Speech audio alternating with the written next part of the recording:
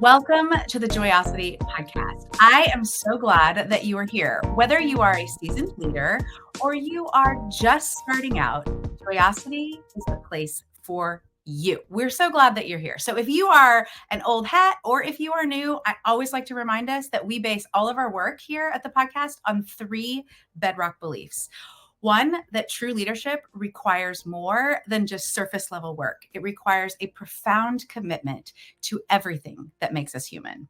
And 2, we use genuine curiosity, and that way we can create positive culture with all those complex people that we work with, because those complex people are all that we got. And number 3 is that joy is the heartbeat of a healthy organization and a healthy leader. And so we are putting joy and play at the center of all of our work. And every week we have amazing guests and dynamic conversations. And I am a little bit giddy and starstruck and super excited about today's guest because of her expertise. And so I'm going to tell you about her in a second, but we always have these great leaders that have lived life in the trenches that bring not only their experience and their expertise, but something that is real for you to apply to your life with hard-won wisdom and leading research. And I am so excited to be your host. I'm Jen Whitmer, international speaker and leadership consultant and all-around joy bringer, and guiding us along the way so that we can take these ideas and put them into action. It's because I want you to be able to go, I can use that, or that feeling of, that hits me. And those are the things that will transform your life as a leader and just as a human going through the world. So get yourself ready. I always have multiple beverages. Today is a special stack of like 5. Get your speakers ready because we are going to dive in today with Jade Simmons. Now, before I get to how amazing Jade is, I have to tell you a little story. So this very morning, I was in front of a group of women and there was a horrible accident on a major interstate. And even the host of the event was like 30 minutes late. So it was a big deal. And so we just flipped things around and I spoke first rather than doing some of the other things this meeting typically does. And so I got to speak, and I was speaking on self-awareness and your leadership style and how to gain self-awareness and the Enneagram and all of these things. And at the end, they then started to introduce themselves, and the host asked them to share what they had learned.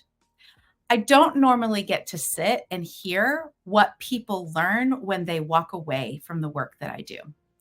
And Jade Simmons is a concert pianist. I like to call her a media mogul. She is an author. She is a keynote speaker. It's hard to call what she does speaking because it's like the Jade Simmons experience. It is unbelievable. And one of her famous lines that I just say over and over and over again, and that was my experience this morning standing in front of this group of women, was that your purpose isn't what you do. It's what happens in other people when you do what you do. And that was this gift, this wording. And so it was such a great thing to be able to have Jade with us today. So let's welcome Jade to the podcast. Hey there, Jen. Thanks for having me. I am so thrilled that you are here. I'm feeling so honored and a little giddy, and I'll try to be calm and not real crazy. Well, no, the pleasure is all mine. Thank you so much. Thrilled. Well, I gave them a little bit. I didn't tell them, besides being a concert pianist and kind of going from Rachmaninoff all the way to rap. Yeah. So I just say that part.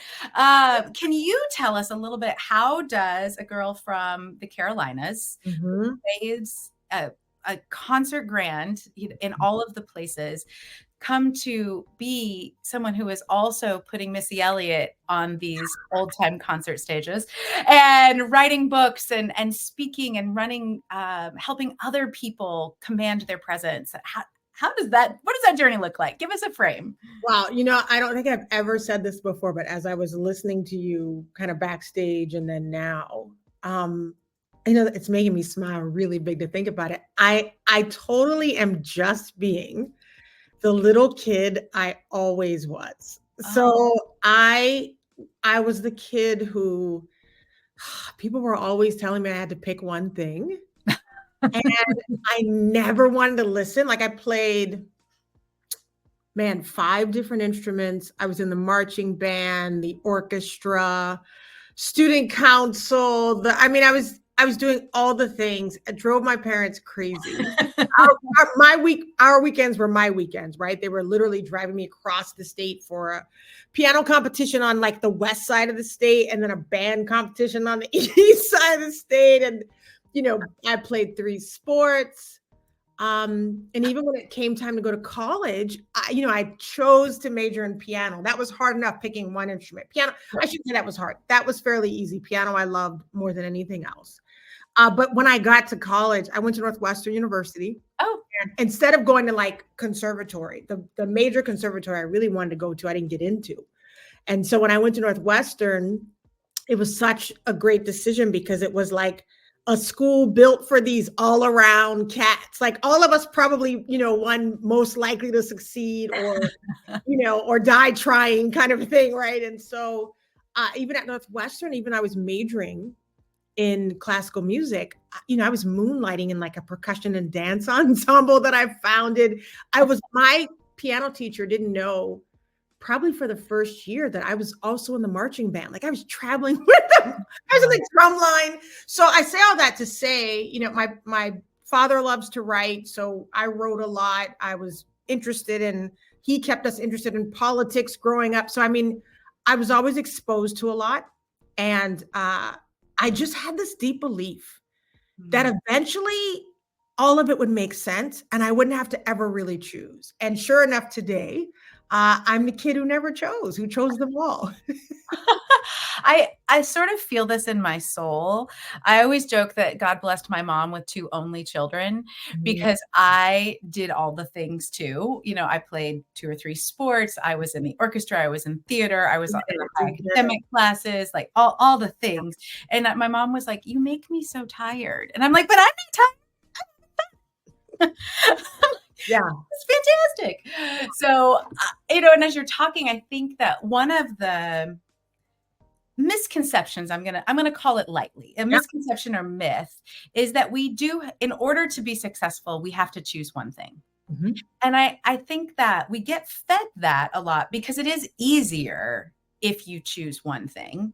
Yep. But I don't know if it's always more successful. It just feels easier a little bit. Well, in the defense of the people who do believe that way. So what evidence do they have? Well, people like you and I often get labeled as all over the place or, doing too much or extra or, distracted or ADD or all the things. And we can pull out a list. There may be some truth in that, but I think also it is rare to find people not who have a lot of gifts, because I do believe we have more gifts than we operate in. Yes. But who dare to operate in more than one, especially if they are disparate. Yeah. A lot of classical musicians don't want to ever talk to the audience. Just so happened, I love talking to the audience. That caused me to stand out. It caused me to be really unique. It differentiated me early in my career. And a lot of times, we as society put people in these boxes, right? If you're the nerd, which I was, you can also be the athlete, which I was also, right? Or you got to pick one instrument. You can't be in the marching band and the orchestra, 2 different worlds. You can't like classical and hip hop. My parents had me in ballet and African dancing, right? And those things make me who I am. So I think the one thing that you do have to choose is purpose. Yeah. And I should really say purpose chooses for you. Purpose becomes your picker. So all those things. Say that again. I think that's super important. Of course, purpose becomes your picker. So I help people identify what purpose really is. And I believe purpose is basically an outbreak effect that you have on others, in others. And the release, the permission that comes with understanding purpose as an effect is that all those gifts you do and have, those become the purpose vehicles. That's why you can be a podcast host and a keynote speaker and an author. And it doesn't make you all over the place. It makes you very focused in how or all the different ways you can release purpose. So, I have chosen purpose, which my purpose is to activate others into becoming the biggest, boldest version of themselves possible. And I get to do that, whether it's playing the piano or speaking or writing. And so there's a freedom that comes with the uncovering of purpose. It's so good to think about purpose in that way, because I had Ken Black on a couple months ago, Mhm. and he talks about values like lenses, Yeah. because the values, I got a backpack of bricks. It's like so heavy. And purpose, I think, can have that same feel sometimes. But when we think about purpose in that way of like, oh, it becomes my picker, it's like, oh, Oh, okay, that feels a little bit more free. And that purpose also is a part of, even if you aren't doing the jobs that Jade and I are doing, solopreneurs owning our own businesses, in the corporate space, in the organizational space, you still have purpose. oh You're yeah. still working in purpose. And I think that many people feel like they're not allowed to have Of purpose course. in Of that space. course. Yeah. When I was, this still happens. It's not the best advertisement for bringing me in as a keynote speaker. But often when I come into places and speak, people quit. Like, Oh, they hightail it out of there because of that one statement, Jen. That's why I wrote the book, wow. Purpose Remix, because I wanted to give some context. People were just hearing purpose is not the thing you do, right? Accountant, lawyer, teacher. And I'm at an accountant's conference or a lawyer's conference. Purpose is the thing that happens in others when you do what you do. What I mean when I say that to a financial advisor is that there is something powerful that happens when your clients link up with you that doesn't happen when they link up with any other financial advisor. Yes. And that lens, probably as Ken Black would say, is baked over time. There's a certain way you see the world. There's a certain way you're designed to operate in this world. And the people who are assigned to us benefit from that unique design. So when I would speak and say that thing about purpose, people would go give their 2 weeks notice, go join a mission, launch a business. And I was like, hold on, wait, let me just say, like, I love that for you, but everybody's not built also to be an entrepreneur. So let's talk this through a little bit. Because I do believe, I know for sure, since purpose is what happens in others when you do what you do, wherever you are being fully you, there's going to be an outbreak effect. So every manager of a team needs to understand what their unique purpose is. Every team member, every CEO, every head janitor, on the maintenance staff, you need to know, because it will begin to, again, not just pick for you, but dictate. I get to lead in this way that might look different than the leader before me, because my purpose is to activate people, right? So I also, it even picks my wardrobe, Jen. So if I know that, Tell me more. if you know that your purpose is to incite bold behavior, and I'm coming to a, stuffy corporate conference, why do I need to come in looking exactly like the audience I'm assigned to? If they needed me to look like them, now this was like a divine revelation. I had a night where I'd packed 2 outfits, Jen. When I first started keynote speaking, I'm an artist. I felt a little bit like I need to look serious and be impressive. And so I had this like dress with this incredible fringe waterfall back. And then I had like, gray suit. I had to go out and buy because I didn't even own one, right? And I'm in my hotel room the night before going, which one do I wear? And I was having a pretty serious crisis over it. And I was praying about it. And what I heard, now the way that God talks to me, he's like, we're chill. He just tells me what it is. And he's like, dude, if they needed you to look like them, why would they bring you in? They just get one of their own.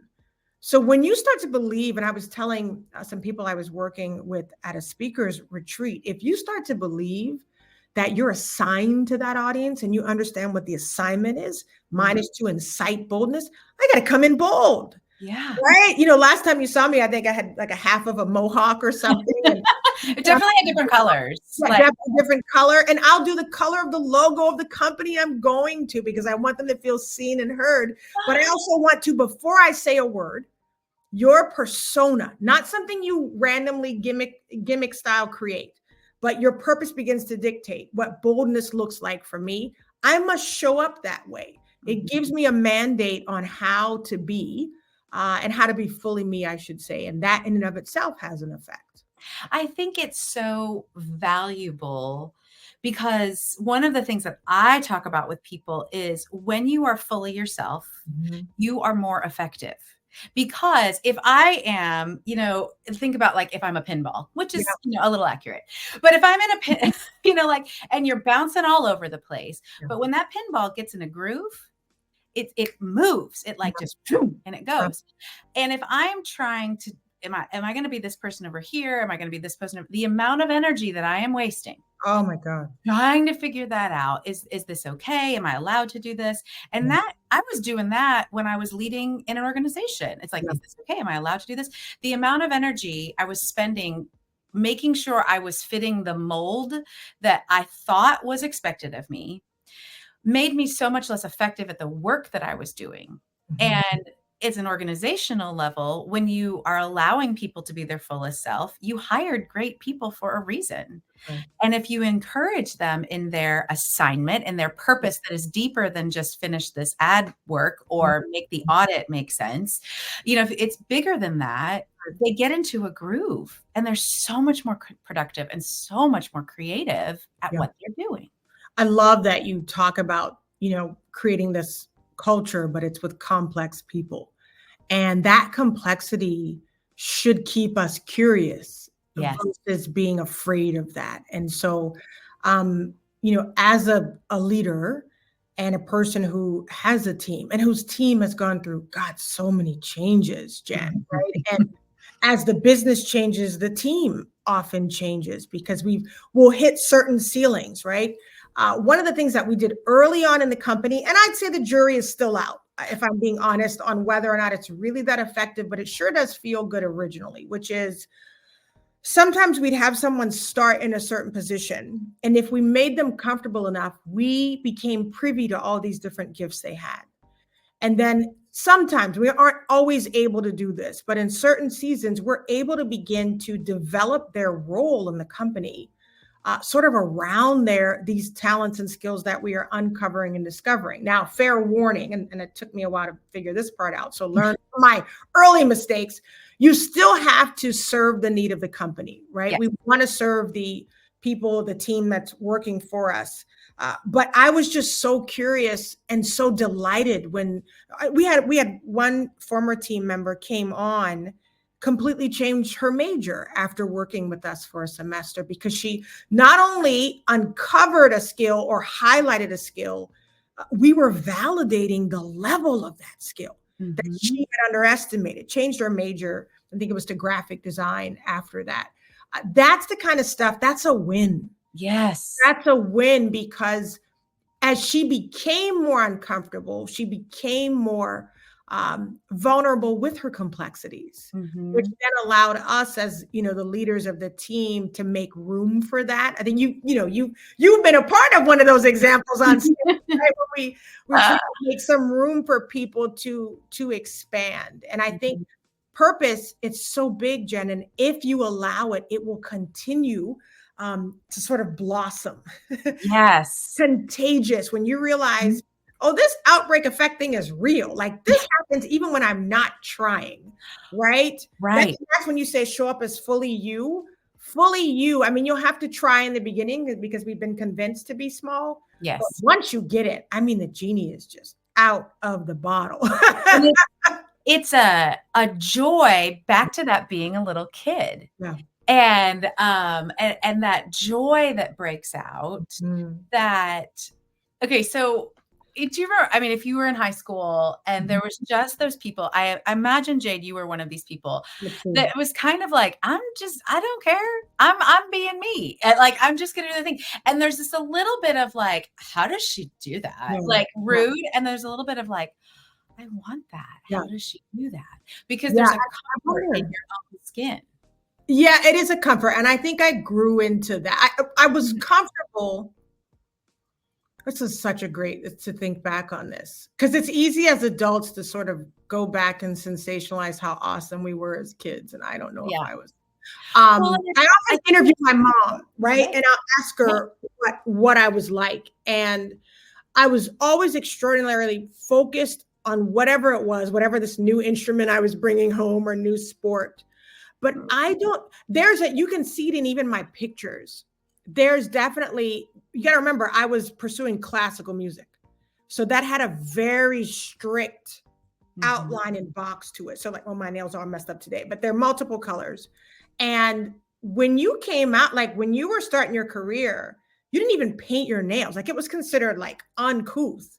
You wore your bare nails. That was it. It was never about like the fashion and that's the stuff that I hadn't owned yet because I needed to look, and maybe also as a Black female, I needed to feel like extra classical and I had to prove myself. So I always had sensible hair. I would have never worn color in my hair or a mohawk or leather, which like I have in my closet is leather now. I had to grow into the uniqueness part of it. I was comfortable. I've always felt, I don't feel fear very often. I've always felt extraordinarily confident and capable for the most part. But this uniqueness and not hiding it or feeling like, okay, well, we're classical, I got to be this way. And then when I play the hip hop stuff, I can be this way. Or in church, I have to be this way. And so when I started going, I think all of me can go everywhere. Yes. That's where it feels like I'm playing all day long. Doesn't work. Yeah. And back to that uniqueness idea. So I have been traveling extensively and I was talking to the woman who booked me for this today. And she's like, I mean, it just like my mom, you make me tired. Like I just couldn't keep up with that. and she's like, are you just exhausted after this 2-hour event? And I was like, no, this is the best feeling ever. Yeah. But that's part of the uniqueness. You don't have to do the big thing that's in front of the people and wear the pink velvet dress or whatever this is called. Jacket. Right. You don't have to do that. What is unique to you is the thing that is going to be that smoothness, the thing that feels like play, the whatever that purpose uniqueness is. When you start to do that, even if it is quote unquote quiet, it becomes very loud to the people around you. Oh, that's good. And you know what, you hit on a theme in the book I talk about is the difference between purpose and passion, because we often use them. I never say follow your passion because I don't feel passion is actually really cut out to be a leader. Passion is a really good fuel source. Purpose is designed to lead. So here's the thing. Purpose is a renewable energy. That's why every time you operate in it, it like keeps giving. So I can be dead tired at the end of the year. You know, October, November is where all the speaking gigs kind of start to really go crazy. End of the year, I'm going, oh, one more trip. But the moment my foot hits that stage, it's on. And part of that, guys, is not because again, we're speaking as speakers or performers. I promise it's not that. Yeah. What happens is you get out in front of that audience that you're assigned to. Here's the catch. This is why purpose has to choose for us, Jen. We can't say yes to everything. We end up in places that don't fuel us. But you end up in that room that you're assigned to, that you're able to operate 150% in purpose. By default, they give back to you. It's not pulling teeth. I'm sure in that room where you were, it was like an exchange. So I say, no, I don't feel exhausted. I do feel spent. Like afterwards, I'm like, oh, I could sleep. Well, I'll have insomnia first. Then I can sleep like a baby. Right? But it's because there was an exchange. If you're in relationships and workplaces and obligations that you're not getting this give and take here, that's when you re-examine. Yes. That's when you re-examine, because when you're and it might just be that you're not operating in purpose, right? Yes. On purpose. That's when you get that exchange that continues to fuel you. Yeah. It's so good. Okay. So I want to keep going. I'm so glad that we have a second episode. But I think this is a really good place to pause. And so make sure that you come back next week, because Jade, we're going to continue this conversation and talk a little bit more about, well, if purpose is a great picker and it's a renewable source, how do I find that? Like, where do I start? So make sure you come back next week. So let me put my coach hat on for just a moment.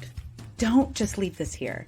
Take a moment. What did you learn? What's your next tiny action step? Share this episode with someone and tell them what you're going to do.